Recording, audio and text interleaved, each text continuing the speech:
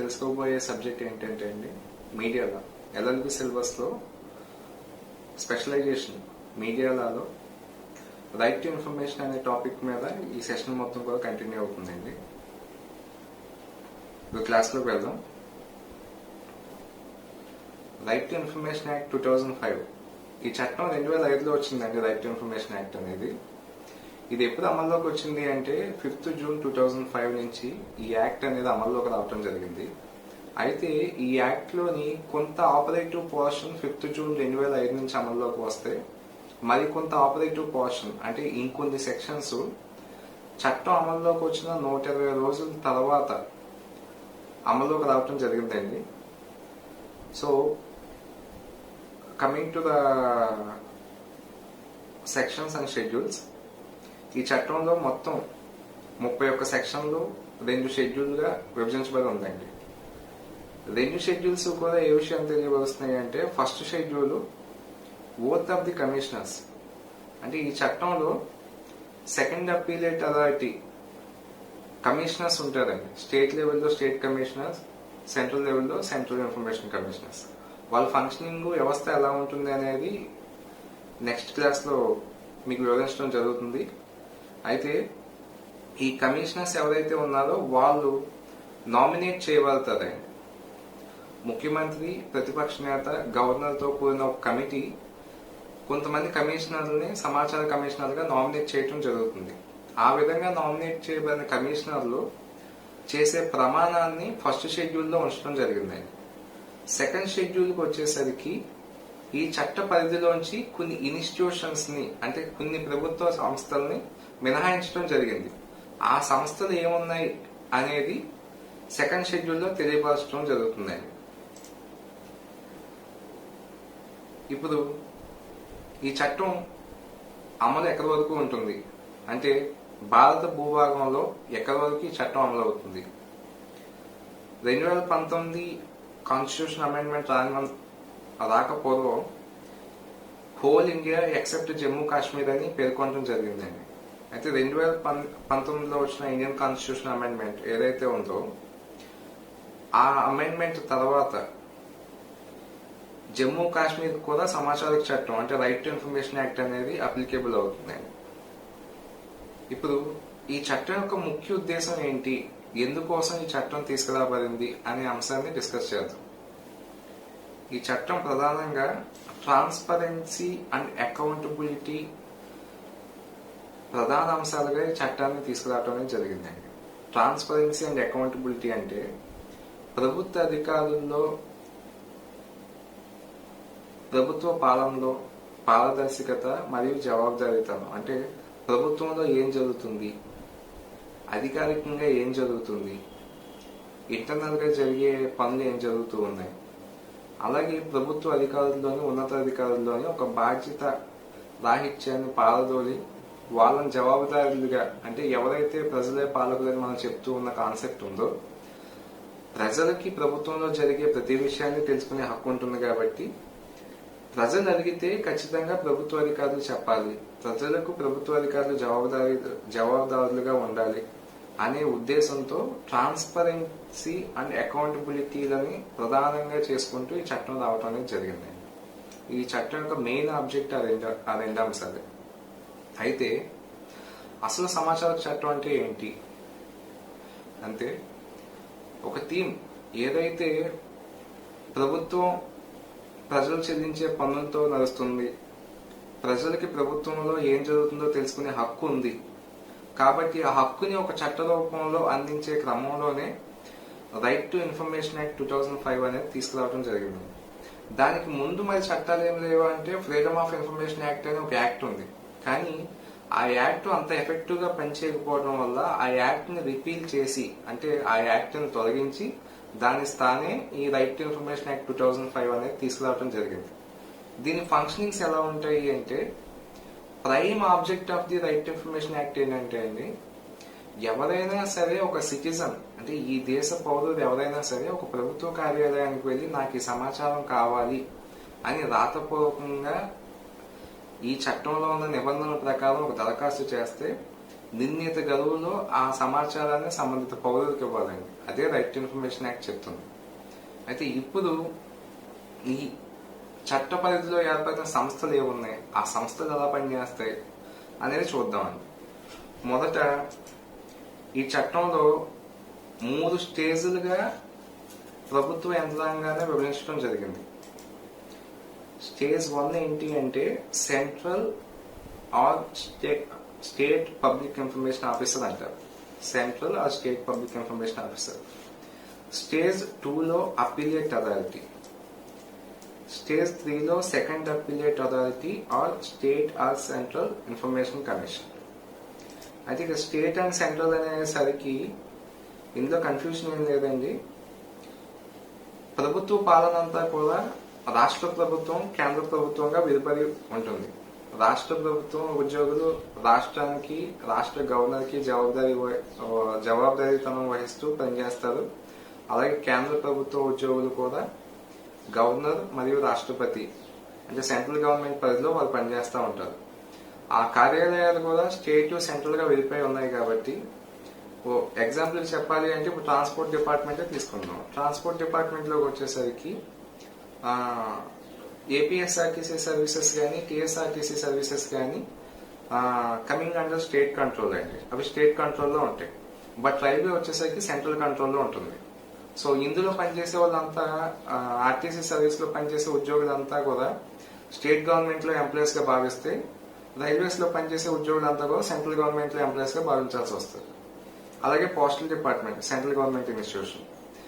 అలాగే banking sector ఇవి కూడా సెంట్రల్ గవర్నమెంట్ పరిధిలోకి వస్తాయి.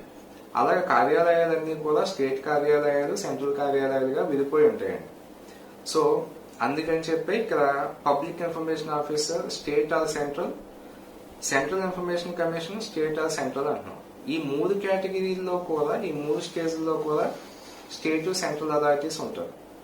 ఇందులో కన్ఫ్యూజ్ అయ్యేంత అంశం ఏం లేదండి. ఒక ఎగ్జాంపుల్ తీసుకుందాం. ఒక ఉదాహరణ తీసుకుంటే, ఒక గ్రామ పంచాయతీలో అంటే ఒక విలేజ్ కి వచ్చేసరికి ఒక గ్రామ పంచాయతీలో పంచాయతీ కార్యదర్శి పబ్లిక్ ఇన్ఫర్మేషన్ ఆఫీసర్ గా వ్యవహరిస్తారండి. పంచాయతీ సెక్రటరీ అంటాం మనం. Panchayati secretary public information officer గా విధులు వహిస్తూ ఉంటారు. అంటే బేసిక్ గా ఆయన యాక్చువల్ పోస్ట్ వచ్చేసరికి పంచాయతీ సెక్రటరీగానే ఉంటుంది. కానీ ఈ చట్ట పరిధిలోకి వచ్చేసరికి అతను పబ్లిక్ ఇన్ఫర్మేషన్ ఆఫీసర్ అవుతారు. ఏ పబ్లిక్ ఇన్ఫర్మేషన్ ఆఫీసర్? గ్రామ పంచాయతీ అనేది స్టేట్ పరిధిలోకి వస్తారు కాబట్టి అతను స్టేట్ పబ్లిక్ ఇన్ఫర్మేషన్ ఆఫీసర్ గా పిలువబడతారు. ఒకవేళ నిజంగా పోస్టల్ డిపార్ట్మెంట్ అనుకుందామండి. పోస్టల్ డిపార్ట్మెంట్ లో పోస్ట్ మాస్టర్ కూడా పబ్లిక్ ఇన్ఫర్మేషన్ ఆఫీసరే. అంటే ప్రతి ప్రభుత్వ కార్యాలయంలో ఆ కార్యాలయంలో ఉన్న ఉన్నతాధికారి పబ్లిక్ ఇన్ఫర్మేషన్ ఆఫీసర్ అవుతారు. పోస్టల్కి వచ్చేసరికి ఏమో సెంట్రల్ గవర్నమెంట్ కాబట్టి సెంట్రల్ పబ్లిక్ ఇన్ఫర్మేషన్ ఆఫీసర్ గా పిలువబడతారు.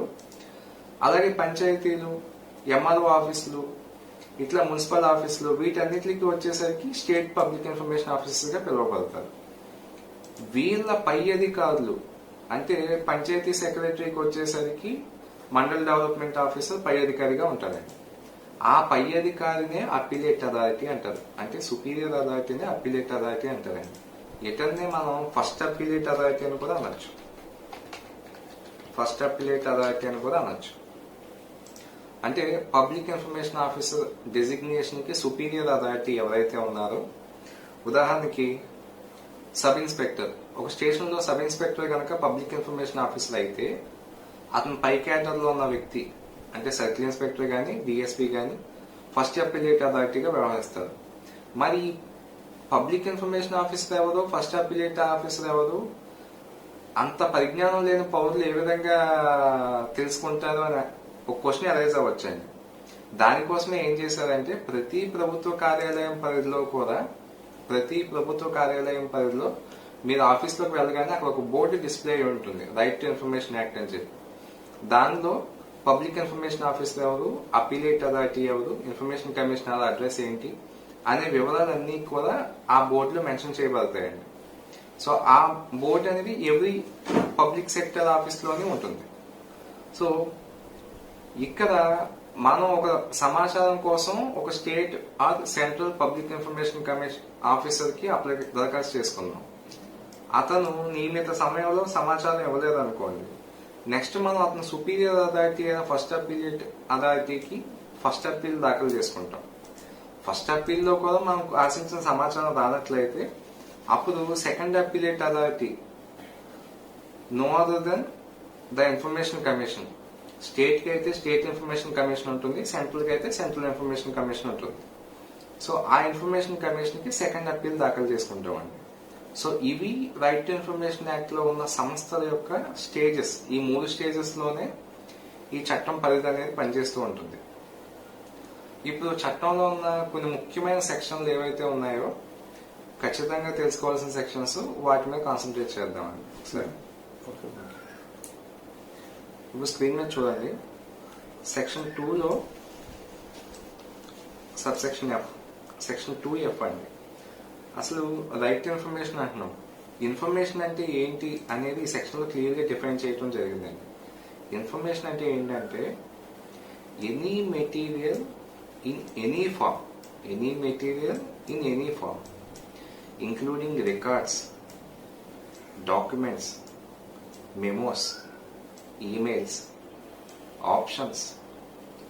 opinions, advices, press releases, circulars, orders, logbooks, contracts, reports, papers, samples, models, data material held in any electronic form and information relating to any private body which can be accessed by the public authority under any other law for the time being in force. So information అంటే ఇదండి. సమాచారం అంటే కేవలం మనం ఏదో అడిగామని చెప్పి ఒక కాగితం రాసి పంపించడం కాదండి. ప్రభుత్వ కార్యాలయం పరిధిలో ఉన్న any records, documents, memos, emails, opinions, advisers ఏవైతే ఈ స్క్రీన్ లో చూపించిన విధంగా ఇన్ఫర్మేషన్ అనే డెఫినేషన్ లో చెప్పబడినాయో అవన్నీ కూడా ఇవ్వాలి. వాటితో పాటు ప్రైవేట్ ఇన్స్టిట్యూషన్స్, ఫర్ ఎగ్జాంపుల్ ఒక ప్రైవేట్ కాలేజ్ రన్ అవుతుంది. ఆ ప్రైవేట్ కాలేజ్ మీద మానిటరింగ్ అథారిటీ కింద డిస్ట్రిక్ట్ ఎడ్యుకేషన్ ఆఫీసర్ కానీ, రీజనల్ ఇన్స్పెక్టర్ కానీ, సో ఆర్జేడీ కానీ, ఆర్ఐఓ కానీ, DVO district vocational education officer కానీ ఎవరో ఒకరు మానిటరింగ్ అథారిటీగా వ్యవహరిస్తూ ఉంటారు ఈ ప్రైవేట్ కాలేజీకి. ఈ ప్రైవేట్ కాలేజీకి సంబంధించిన సమాచారం అడిగినా కూడా ఆ మానిటరింగ్ అథారిటీ ఖచ్చితంగా మనకి ప్రొవైడ్ చేయాలండి. సో అప్పుడు వాళ్ళు పబ్లిక్ ఇన్ఫర్మేషన్ ఆఫీసర్ అవుతారు. ఎవరైతే మానిటరింగ్ అథారిటీ ఉన్నారో వాళ్ళు ఈ ఇన్స్టిట్యూషన్స్ అనేవి, ఈ ఇన్స్టిట్యూషన్స్ ప్రతినిధులు ఎవరైతే ఉన్నారో they are also treated to be public information officer up to that extent of application. అంటే ఫర్ ఎగ్జాంపుల్ ఒక దరఖాస్తుని ఒక ప్రైవేటు సంస్థ మీద అజమాయిషీ కలిగిన అధికారికి మీరు చేసుకున్నారు. అంటే ఎగ్జాంపుల్ ఒక స్కూల్ ఉందండి. ఒక స్కూలు, ప్రైవేట్ స్కూల్కి సంబంధించిన సమాచారం ఒక ఎంఈఓని అడిగారు అనుకుందాం. ఎంఈఓకి ప్రైవేట్ స్కూల్ మీద అజమాయిషీ ఉంది. అప్పుడు పబ్లిక్ ఇన్ఫర్మేషన్ ఆఫీసర్ ఎంఈఓనే, కానీ ఆ దరఖాస్తు వరకు పబ్లిక్ ఇన్ఫర్మేషన్ ఆఫీసర్కి సహాయం చేయాల్సిన స్కూల్ హెడ్ మాస్టర్ ఎవరైతే ఉన్నారో, ఆ concern private school head master, అతను కూడా పబ్లిక్ ఇన్ఫర్మేషన్ ఆఫీసర్ రోల్ తీసుకోవాల్సి వస్తుందండి ఆ దరఖాస్తు వరకు. సో అతను కూడా నా బాధ్యత ఏం లేదండి, పబ్లిక్ ఇన్ఫర్మేషన్ ఆఫీసర్ బాధ్యత అంతా అని చెప్పి తప్పించుకోవడానికి లేదు. అప్ టు ఆ ఎక్స్టెంట్ వరకు ఈయన ఏదైతే లైబుల్ ఫేస్ చేస్తారో ఆయన కూడా అదే లైబిలిటీని తీసుకోవాల్సి వస్తుంది. So coming to the class అండి, స్క్రీన్ మీద చూపించినట్లు సెక్షన్ 2Cకి వెళ్దాం. అసలు రైట్ టు ఇన్ఫర్మేషన్ అంటే ఏంటి? Right to information means the right to accessible under this act which is held by or under the control of any public authority and includes the right to, ఇది చాలా జాగ్రత్తగా చూడాల్సిన section అండి. అంటే సమాచారం అంటే కేవలం సమాచారం తీసుకోవటమే కాదు. ఒక ఉన్నతాధికారులు వెళ్ళి ఒక ప్రభుత్వ కార్యాలయాన్ని ఎలా అయితే ఇన్స్పెక్షన్ చేస్తారో అదే రైట్ ఒక కామన్ మ్యాన్ కూడా చట్టం ఇచ్చింది. ఒక కామన్ సిటిజన్ వెళ్ళి ఒక ప్రభుత్వ కార్యాలయంలో ఉన్న రికార్డులను, తను కోరుకున్న రికార్డుని తనిఖీ చేసి రావచ్చాను. అది very vital power of the act అండి. ఇక చూడండి, ఇన్స్పెక్షన్ ఆఫ్ వర్క్. ఏదైనా పబ్లిక్ వర్క్స్ జరుగుతూ ఉన్నప్పుడు ఆ క్వాలిటీ ఆఫ్ వర్క్ ని కూడా మన రైట్ టు ఇన్ఫర్మేషన్ యాక్ట్ కింద, అంటే ప్రయర్ అప్లికేషన్ అండి, డైరెక్ట్ గా మనం సీదా వెళ్ళిపోయి అక్కడ ఏం జరుగుతుందని చూడటం కాదు, సడన్ ఇన్స్పెక్షన్స్ కాదు.